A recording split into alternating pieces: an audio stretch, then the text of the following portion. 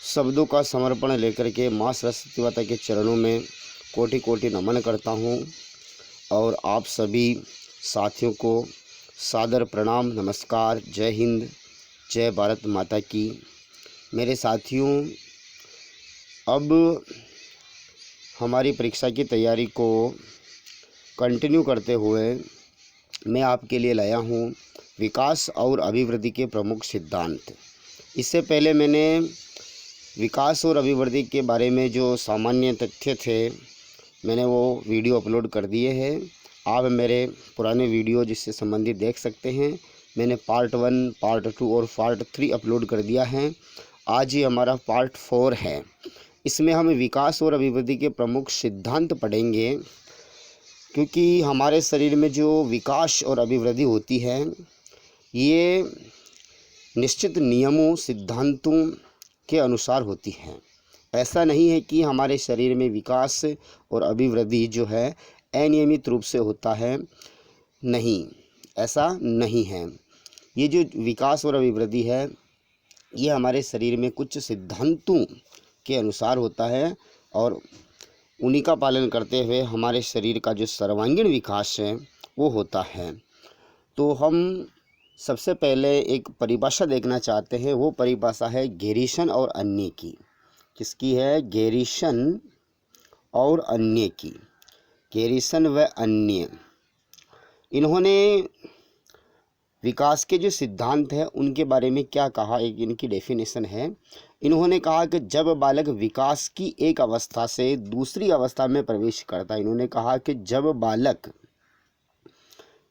बालक विकास की एक अवस्था से, यानी कि जैसे बाल्यावस्था से वो किशोरावस्था में प्रवेश करता है या शैशवावस्था से बाल्यावस्था में प्रवेश करता है, तो जब बालक विकास की एक अवस्था से दूसरी अवस्था में प्रवेश करता है, तब उनमें क्या होते हैं? अनेक परिवर्तन होते हैं।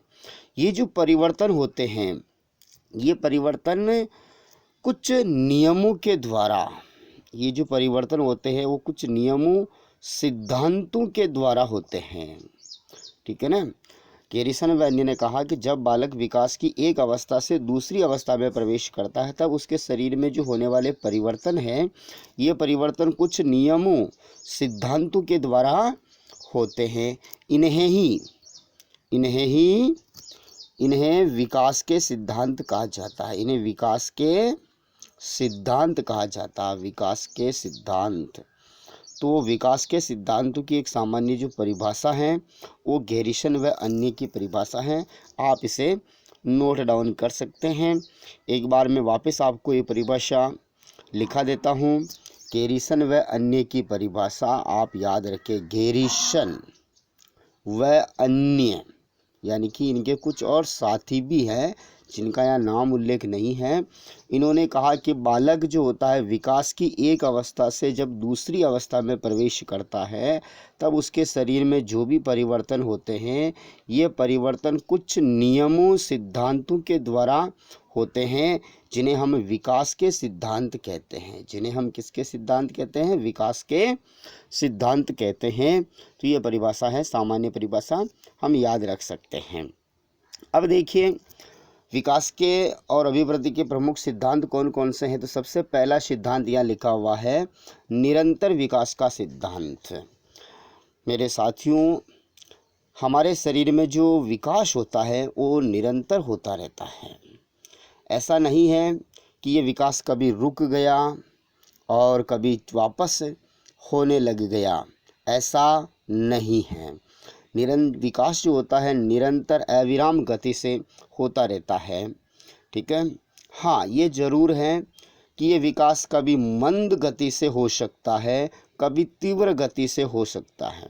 ठीक है? मंद और तीव्र इनका जो वेग है, भले ही इसका जो वेग होता है वो अलग अलग हो सकता है, परंतु विकास हमारे गर्भावस्था से लेकर के जीवन पर्यंत तक निरंतर रूप से चलता रहता है।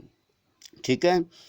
इसमें एक स्किनर का आप स्टेटमेंट याद रख सकते हैं।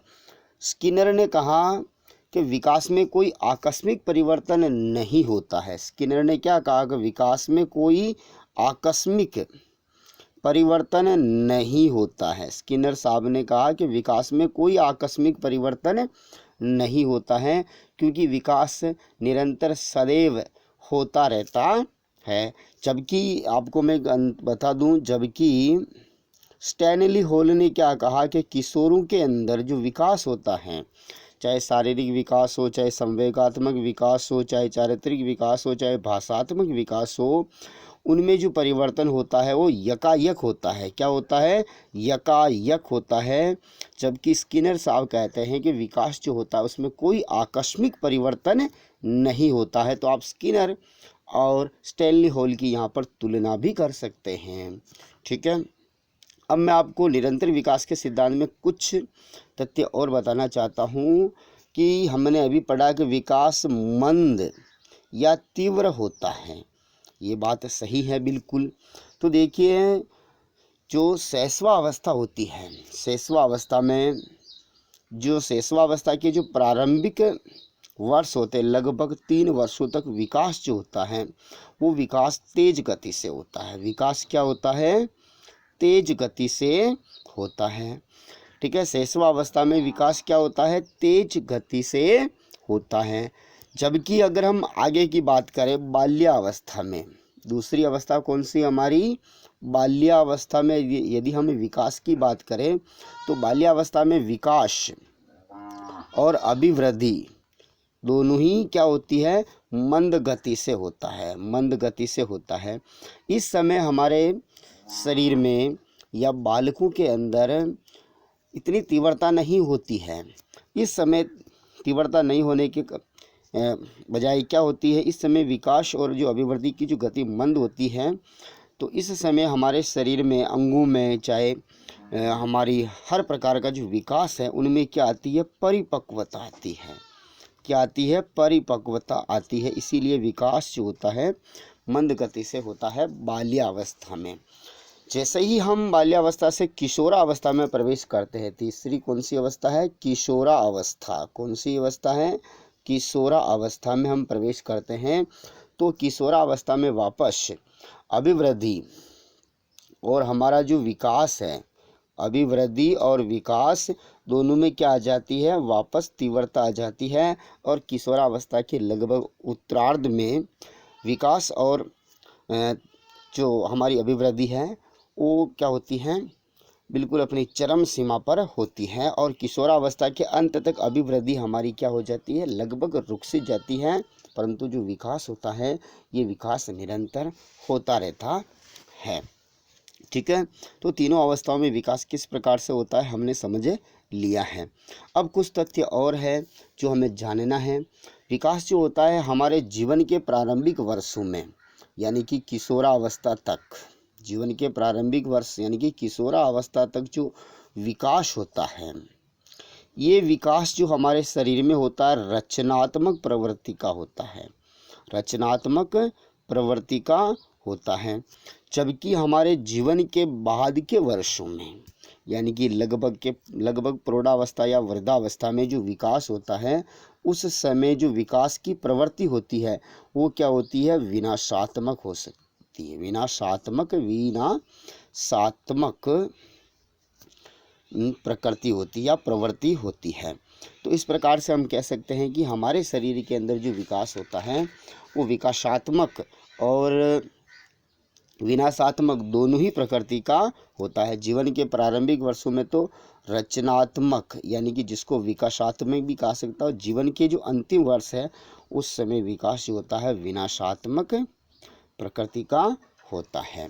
इस प्रकार हम कह सकते हैं कि जो विकास होता है वो निरंतर चलता रहता है। ठीक है। जीवन पर्यंत तक होता रहता है। इसकी गति कभी तेज या कभी मंद हो सकती है।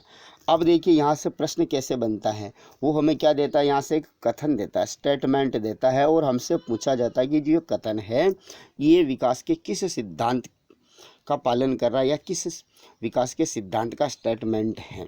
हमें वो कथन देगा कि विकास की प्रक्रिया अविराम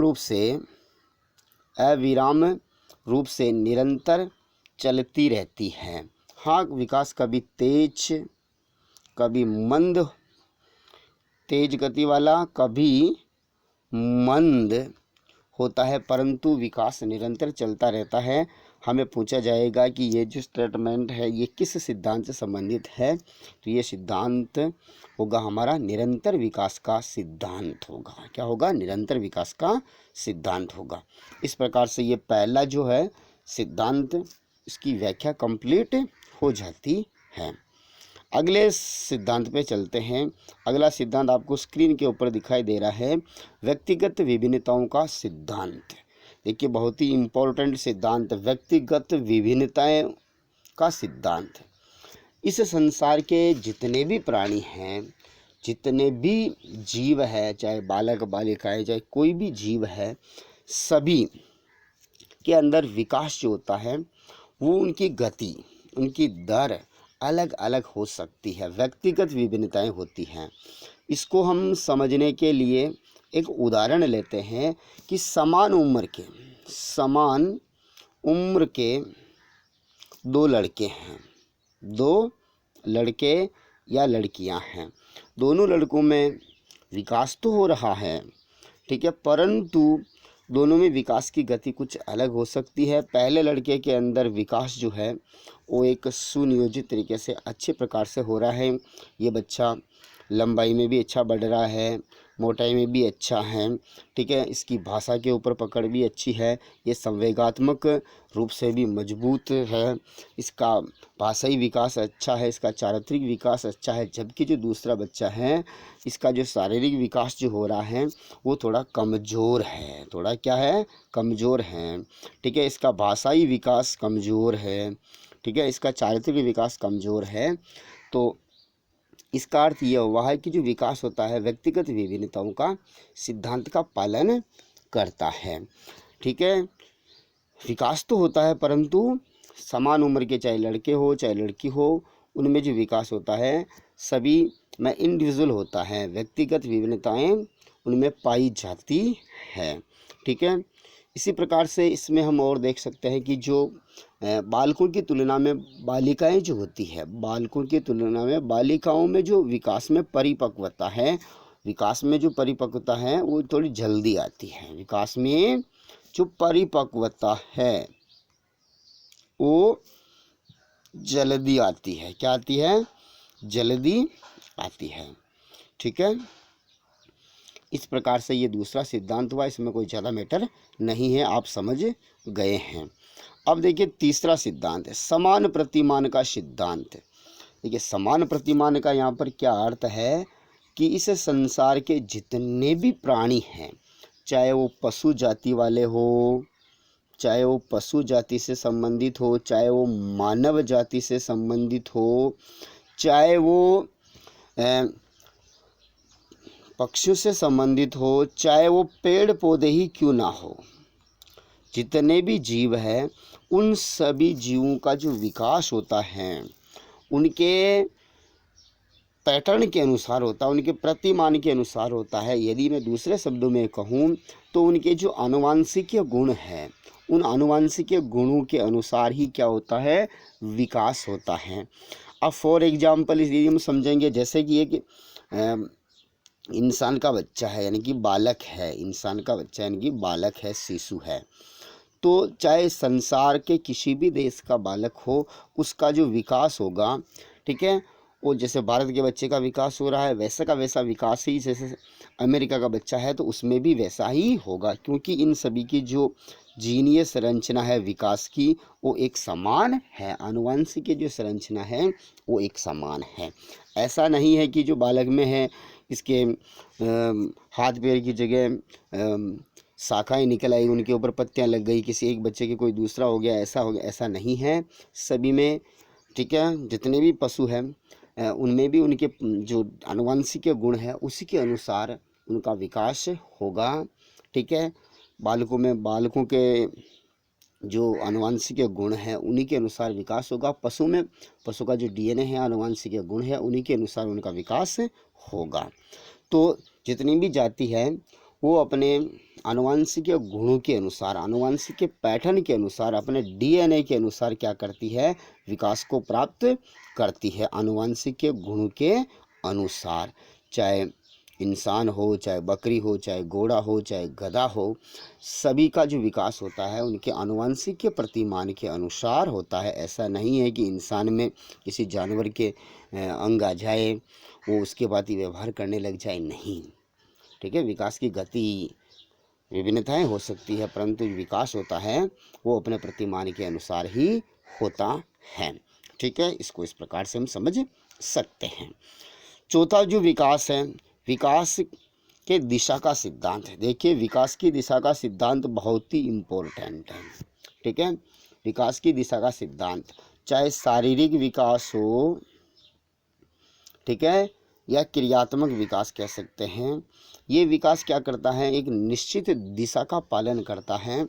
और ये जो विकास है ये दो दिशाओं में होता है, दो दिशाओं में। कितनी दिशाओं में, दो दिशाओं में होता है। ठीक है, आप लिख लीजिए, विकास की दिशा का सिद्धांत, शारीरिक या क्रियात्मक जो विकास होता है वो दो दिशाओं में होता है।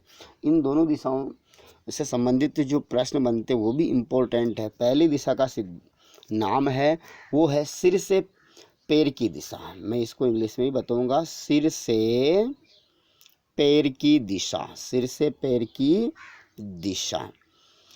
ठीक है, इसको इंग्लिश में कहते हैं सीफेलोकोडल। क्या कहते हैं, सीफेलोकोडल, सीफेलोकोडल, सीफेलोकोडल। देखिए, सिर से पैर की दिशा का जो सिद्धांत है इसको इंग्लिश में सीफेलोकोडल के नाम से जाना जाता है। इसमें क्या है कि जो बालक होता है सर्वप्रथम अपने सिर के ऊपर नियंत्रण करना सीखता है। सर्वप्रथम किसके ऊपर नियंत्रण करना सीखता है, सिर के ऊपर नियंत्रण करना सीख जाता है। मैं आपको एक संपूर्ण जानकारी देता हुआ चलूं कि एक सप्ताह का जो बालक होता है, यानी कि 7 दिन का जो बालक होता है वो क्या करता है, सिर पर नियंत्रण करना सीख जाता है, सिर पर नियंत्रण करना सीख जाता है। ठीक है, एक सप्ताह के बाद में हम बात करते हैं 3 माह का बालक हो जाता है। 3 माह का जो बालक होता है वो अपने आँखों की गति के ऊपर नियंत्रण करना सीख जाता है, आँखों की गति पर, आँखों की गति पर नियंत्रण करना सीख जाता है। तो देखिए, सबसे पहले उन्होंने एक सप्ताह का बालक ने क्या किया, सिर के ऊपर नियंत्रण किया, पूरे सिर को। पहले जी क्या था, उसका सिर जिस तरफ हम रख देते हैं उसी तरफ उनका सिर रहता, परंतु एक सप्ताह का होते होते वो बालक अपने सिर को कंट्रोल कर सकता है, उसकी गति के ऊपर वो नियंत्रण कर सकता है। जैसे ही 3 महीना का जो बालक हो जाता है वो क्या करता है, अपने आँखों की गतियों के ऊपर नियंत्रण करना सीख जाता है। ठीक है, अगला स्टेटमेंट इसमें इस प्रकार से है, जैसे बालक 6 माह का होता है, कितने माह का होता है, 6 माह का होता है, अपनी हाथों की गतियों पर, हाथों की गतियों पर नियंत्रण सीख जाता है, गतियों पर नियंत्रण करना सीख जाता है। ठीक है, देखो ऊपर से नीचे की ओर जा रहा है, सिर से पैर की ओर जा रहा है। ठीक है ना, तो 6 माह का बालक अपने हाथों की गतियों के ऊपर नियंत्रण करना सीख जाता है। ठीक है, इसको भी आप नोट डाउन कर लीजिए। अगले स्टेटमेंट पे आते हैं, जैसे बालक 9 माह का होता है, कितने माह का होता है, 9 माह का। 9 महीने का जो बालक होता है वो सहारा लेकर बैठना सीख जाता है, सहारा लेकर, आपने देखा होगा लगभग 9 या 10 माह का जो बालक होता है सहारा लेकर बैठना सीख जाता है। 9 माह का बालक सहारा लेकर के बैठना सीख जाता है। तो विकास ऊपर से नीचे की ओर चल रहा है, नहीं चल रहा है। ठीक है, उसके बाद जैसे ही 12 महीने का बालक होगा, यानी कि 12 माह यानी कि 1 वर्ष का जो बालक होगा, 1 वर्ष का बालक खड़ा होने लग जाएगा, यानी कि किसी सहारे के साथ, किसी सहारा, जैसे कि आपके जो चारपाई है कोई, ठीक है ना, कोई दीवार है, इसको पकड़ करके वो क्या होने लग जाएगा, खड़ा होने लग जाएगा, खड़ा होना लग जाएगा, यानी कि खड़ा हो सकता है 12 महीने का बालक, 1 वर्ष का बालक। ठीक है, 12 महीने के बाद जैसे ही वो बालक लगभग 16 से 18 माह तक हो जाता है, 1.5 वर्ष का जो बालक हो जाता है, बिना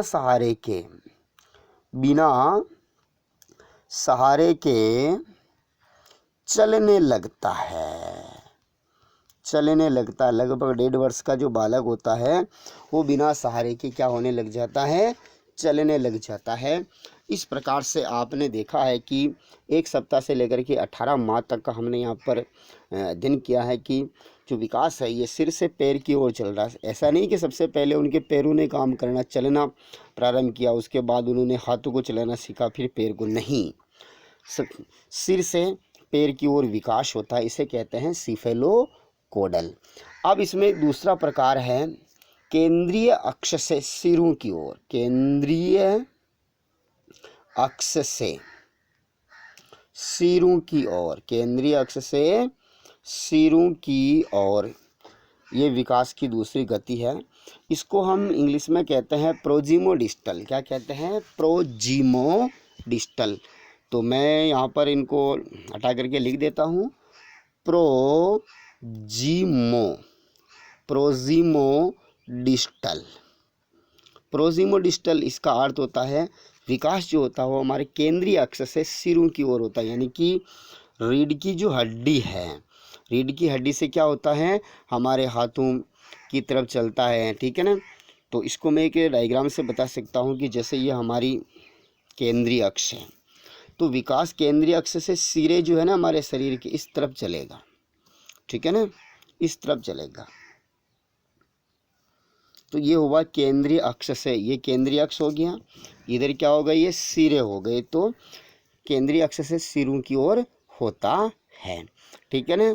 ये दूसरा है प्रोजिमोडिस्टल है, समझ में आ गया, ठीक है। तो ये विकास की दिशा के सिद्धांत है। यहाँ पर 2 दिशाओं का वर्णन है, ठीक है। एक तो सीफेलोकोडल है और दूसरा है प्रोजिमोडिस्टल है, केंद्रीय अक्ष से सिरों की ओर, सिर से पैर की ओर। इम्पोर्टेंट यहाँ से प्रश्न बनने की संभावनाएं रहती हैं। ये चौथा हमारा विकास हुआ, ठीक है। अब हम 5वें विकास पे चलते हैं, वर्तुलाकार प्रगति का सिद्धांत। देखिए हमारा शरीर जो विकास होता है वो किस प्रकार से होता है, वर्तुलाकार रूप में इस प्रकार से होता है, ठीक है। यहाँ पर एक प्रश्न बनने की संभावना होती है कि जो मानव विकास होता है वो वर्तुलाकार होता है कि रेखीय होता है। तो रेखीय विकास इस प्रकार से नहीं होता है, हमारा विकास क्या होता है, वर्तुलाकार होता है। वर्तुलाकार का अर्थ क्या है, इसका मतलब क्या है, वर्तुल, ठीक है। इसका अर्थ यह है कि जो हमारे शरीर में जो परिवर्तन होते हैं, ठीक है, वो परिवर्तन केवल लंबाई में ही नहीं होते हैं, लंबाई के साथ साथ हमारे शरीर की मोटाई भी बढ़ती है। हमारे शारीरिक विकास के साथ साथ संवेगात्मक विकास भी होता है, भाषात्मक विकास भी होता है, यानी कि सभी प्रकार के विकास होते रहते हैं। इसका अर्थ ये होता है। यहाँ पर एक स्टेटमेंट आप याद रख सकते हैं वर्तुलाकार सिद्धांत में हरलोक का, किसका, हरलोक का। हरलोक ने कहा कि मनुष्य के जीवन का विकास, मनुष्य के जीवन का विकास, जीवन का विकास, मनुष्य के जीवन का विकास घंटी के आकार के रूप में होता है, के रूप में होता है। इसको यदि आप शॉर्ट में समझेंगे, हरलोक ने कहा कि मनुष्य का जो विकास होता है वो घंटे के समान होता है। किसके समान होता है, घंटा बजाने का, उसके समान होता है। तो हरलोक घंटा बजाता है विकास में, क्या करता है, घंटा बजाता है। इस प्रकार से आप ट्रिक से याद भी रख सकते हैं, ठीक है। अब ये घंटे के समान कैसे होता है इसको समझ लीजिए, ठीक है। जैसे कि ये कोई घंटा है, ये क्या है, घंटा है, ठीक है। तो ये घंटा हो गया, अंदर से ये बजने वाला है, ठीक है। तो यहाँ से देखिए, यहाँ से लगा करके यहाँ तक ये है हमारे जीवन के प्रारंभिक वर्ष, उसके बाद यहाँ से लगा करके ये है हमारे जीवन के अंतिम वर्ष। तो जीवन के प्रारंभिक वर्षों में जो विकास होता है वो होता है रचनात्मक प्रवृत्ति का। कौन सा होता है, रचनात्मक प्रवृत्ति या प्रकृति, प्रवृत्ति लिखो चाहे प्रवृत्ति। और जीवन के अंतिम वर्षों में जो विकास होता है वो होता है विनाशात्मक प्रवृत्ति का होता है। तो ये घंटा बना कि नहीं बना, ठीक है, पहले तो रचनात्मक, उसके बाद विनाशात्मक, तो डाउन आएगा विनाशात्मक में, ठीक है ना। तो ये घंटा बन गया, एक प्रकार से क्या बन गया, घंटा बन गया। ये हरलोक ने कहा, किसने कहा, हरलोक ने कहा। तो हरलोक क्या करता, विकास में घंटा बजाता है, घंटा, ठीक है। तो इस प्रकार से ये वर्तुलाकार गति का सिद्धांत है। यहाँ पर प्रश्न बनता है, विकास होता है रेखीय क्रम में, नहीं होता है, वर्तुलाकार क्रम में बिल्कुल होता है, ठीक है। ये पांचवा सिद्धांत हो गया। छठा सिद्धांत है विकास की विभिन्न गति का सिद्धांत। देखिए, विकास जो होता है, इसकी प्रत्येक जो व्यक्ति होते हैं उनमें जो विकास की गति होती है वो अलग अलग होती है। समान जो उम्र के बालक होते हैं उन दोनों बालकों के अंदर जो विकास होता है एक समान गति से नहीं होता। किसी बालक में विकास जो हो रहा है उसकी गति तेज हो सकती है, उसकी गति तेज हो सकती है, जबकि दूसरे बालक में जो विकास की गति है वो मंद हो सकती है, थोड़ी धीमी हो सकती है। इसलिए विकास की जो गति है वो भिन्न भिन्न होती है, ठीक है। यहाँ पर एक डगलस और हॉलैंड का स्टेटमेंट आप याद रख सकते हैं। डगलस कौन है, डगलस एंड हॉलैंड, इसके साथ में है हॉलैंड। डगलस और हॉलैंड का एक स्टेटमेंट है जो विकास की विभिन्न गति से संबंधित है। इन्होंने कहा प्रत्येक व्यक्तियों के विकास में विभिन्नता होती है और ये विभिन्नता जीवन पर्यंत रहती है। डगलस और हॉलैंड ने कहा कि प्रत्येक व्यक्ति के विकास में विभिन्नता होती है। क्या होती है, विभिन्नता होती है। प्रत्येक व्यक्ति के जीवन में जो विकास होता है उन विकास में विभिन्नता होती है और ये विभिन्नताएं जो है जीवन पर्यंत बनी हुई रहती है।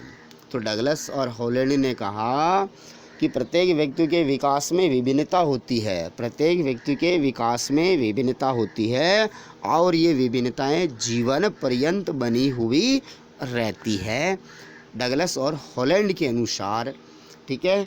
इसमें ये स्टेटमेंट हम याद रख सकते हैं। उसके बाद सातवां सिद्धांत है विकास के क्रम का सिद्धांत।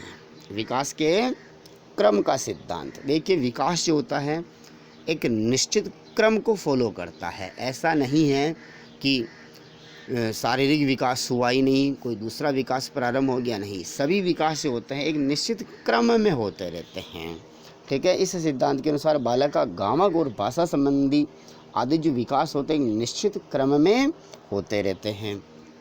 हमारे शारीरिक विकास के साथ साथ हमारा संवेगात्मक विकास भी होगा, ठीक है, और भाषा विकास भी होगा, ठीक है।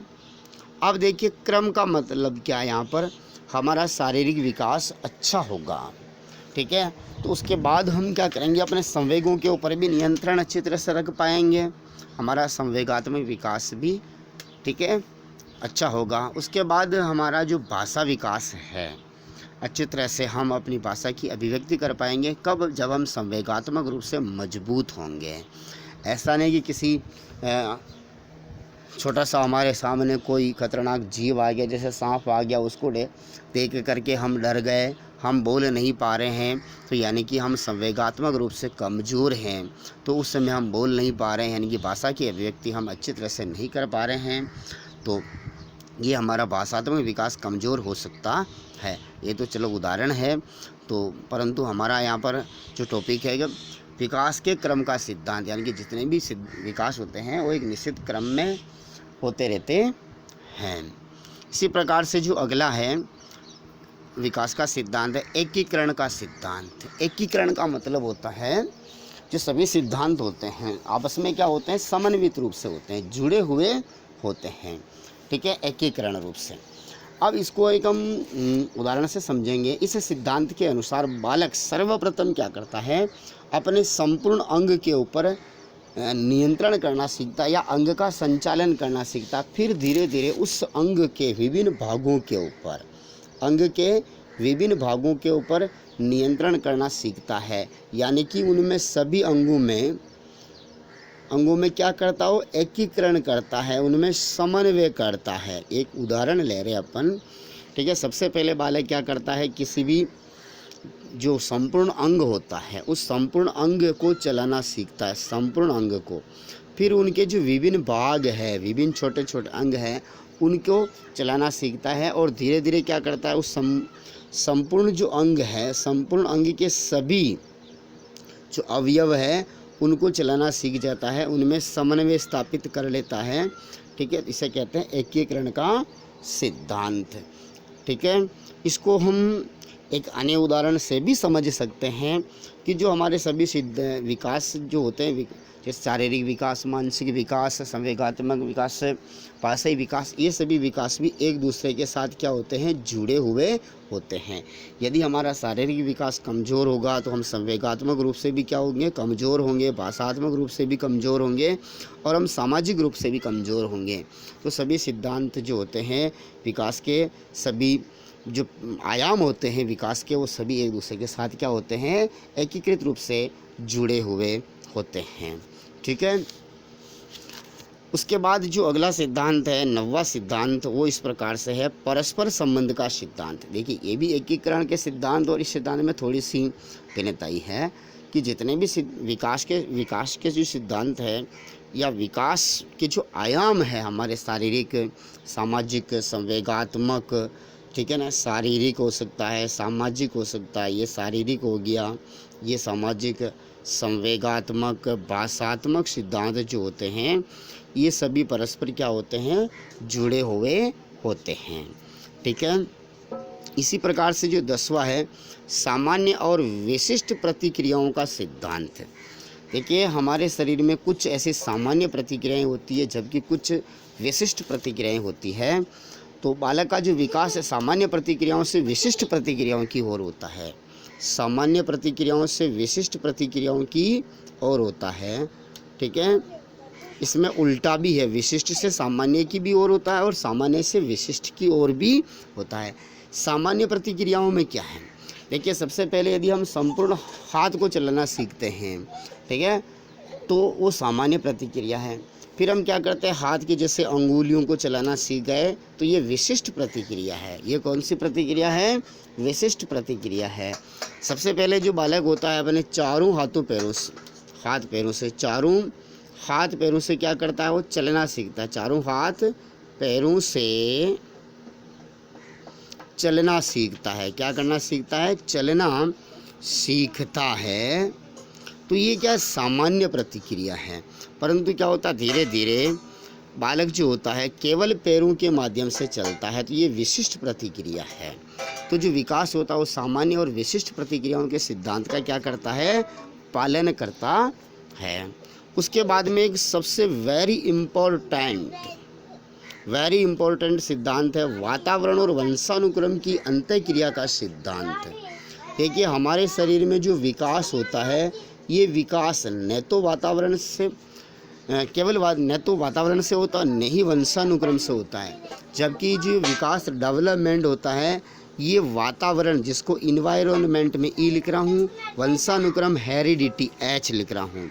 तो जो विकास होता है ये वातावरण और वंशानुक्रम के गुणनफल के बराबर होता है। इनका योग नहीं होता, गुणनफल के बराबर होता है। इसलिए हम कह सकते हैं कि जो विकास होता है वातावरण और वंशानुक्रम की अंतःक्रिया का परिणाम होता है। विकास वातावरण और वंशानुक्रम की अंतःक्रिया का परिणाम होता है। तो इसको हम लिख सकते हैं D = E/H। यहाँ पर याद रखेंगे, वातावरण और जो हेरिडिटी, वंशानुक्रम, इनके बीच में ये मल्टीपल गुणा का निशान है। ठीक है, यहाँ पर योग नहीं है, ठीक है, योगफल नहीं है। तो जो विकास होता है वातावरण और वंशानुक्रम की अंतःक्रिया का परिणाम होता है। ठीक है, आपके इससे प्रश्न बनने की संभावना यहाँ पर कई प्रकार से हो जाती है। पहला प्रश्न तो यही है, विकास जो होता है केवल वातावरण के द्वारा होता है, केवल वंशानुक्रम के द्वारा होता है। सी में वो दे देगा आपको कि वातावरण और वंशानुक्रम की अंतःक्रिया का परिणाम है, तो ये हमारा उत्तर हो जाएगा। ठीक है, दोनों को ही जिम्मेदार माना गया, किसी एक को हम जिम्मेदार नहीं मान सकते हैं। ठीक है, इसी प्रकार से जो 12वां सिद्धांत है, परिमार्जित का सिद्धांत या परिमार्जिता का सिद्धांत। देखिए, विकास जो होता है इनमें समय के साथ साथ कुछ जो बुरे गुण होते हैं, अनावश्यक गुण होते हैं, वो क्या हो जाते हैं, नष्ट हो जाते हैं और नए नए गुणों का क्या होता है, उद्भव होता है। इस प्रकार से जो अनावश्यक दुर्गुण, ठीक है, वो होते हैं, वो तो नष्ट होते जाते हैं और नए नए गुणों का प्रादुर्भाव होता जाता है। इस प्रकार से परिमार्जन होता रहता है। ये हमारे मुख्य रूप से 12 विकास और अभिवृद्धि से संबंधित सिद्धांत थे। आज हमने इनको डिस्कस किया। उसके बाद में कुछ महत्वपूर्ण मनोवैज्ञानिकों की जो परिभाषाएं हैं वो विकास और अभिवृद्धि से संबंधित है, वो लेकर के आऊँगा आपको। ठीक है, इस चैनल पे बने रहना है। जय हिंद, जय भारत। और अपने चैनल को सब्सक्राइब कर देना, अपने दोस्तों में शेयर कर देना। मैं रीट लेवल 1 और 2 दोनों का सिलेबस आपको कम्प्लीटली कराने वाला हूँ। ठीक है, जय हिंद, जय भारत।